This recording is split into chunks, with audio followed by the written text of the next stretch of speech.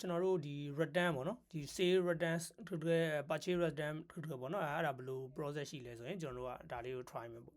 အဲ့တော့ကျွန်တော် sale return လုပ်မယ် sale တွေကိုဝင်လိုက်မယ်ကျွန်တော် sale order တစ်စောင်ပေါ့နော် order တစ်စောင်ကျွန်တော်ဖွင့်လိုက်မယ်ဒီမှာဆိုကျွန်တော်တို့တွေကကြည့်လိုက်လို့ရနော်quantity က order 5ခုတက်ထားတယ် deliver ကုန်ပို့ထားလဲ5ခုပဲ invoice ဖွင့်ထားလဲ5ခုပဲအဲ့တော့ sale return ဆိုတော့ကျွန်တော်တို့ကကုန်တွေကိုတွန်ပြီးလက်ခံပေးရမယ်ပြီးတော့ AR ပေါ့နော်အကျွေးစင်းဖော်ထားတဲ့ဟာလဲကျွန်တော်အကျွေးတွေကိုတွန်ပြီးတော့ခြေပေးရမယ်ဒီလိုပုံစံတော့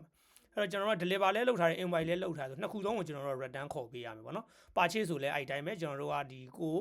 ပြီးသွားမှုပေါ်မူဒီကျွန်တော် return ခေါ်ပေးအဲ့တော့ deliver လုပ်ထားတယ်ဆိုတော့ကျွန်တော်ကနော်ဒီကောင်ကိုနှိပ်လိုက်မယ်ပြီးတော့ return ဆိုတာနှိပ်မယ်အဲ့တော့ခဏတော့ကျွန်တော် quantity တစ်ချက်မှာ quantity က5ခုဆိုတော့ return ပဲအဲ့တော့ကျွန်တော်5လေးကိုရိုက်လိုက်မယ်အဲ့တော့ return validate နှိပ်လိုက်နှိပ်တယ်သူကတော့ဒီအဲ့ lot number 5တဲ့ကိုပဲသူကဝင်သွားတဲ့အခြေအနေရှိတာဗောနော်အဲ့ lot number နဲ့ပဲသူကဒါကျွန်တော် return ပြီးသွားပြီဟုတ်ပြီဒါဆိုရင်ကျွန်တော်တို့က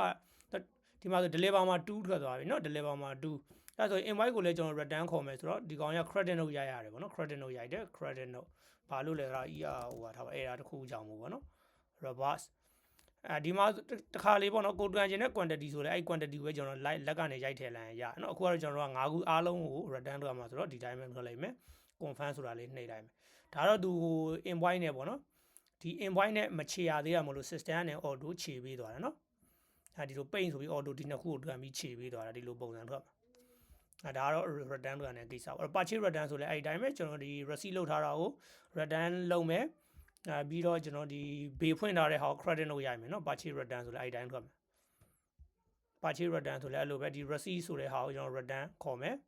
ပြီးတော့မှဒီ create ဘေးပေါ့နော်ဘေးဖွင့်ထားတဲ့ဟာကိုလဲ credit လုပ်ရိုက်မယ်ဒီလိုပုံစံနဲ့ return သွားလို့ရပါဘောနော်ဒါကတော့ဒီကျွန်တော် wholesale ဘက်ကနေ return ခေါ်တဲ့ကိစ္စတွေပေါ့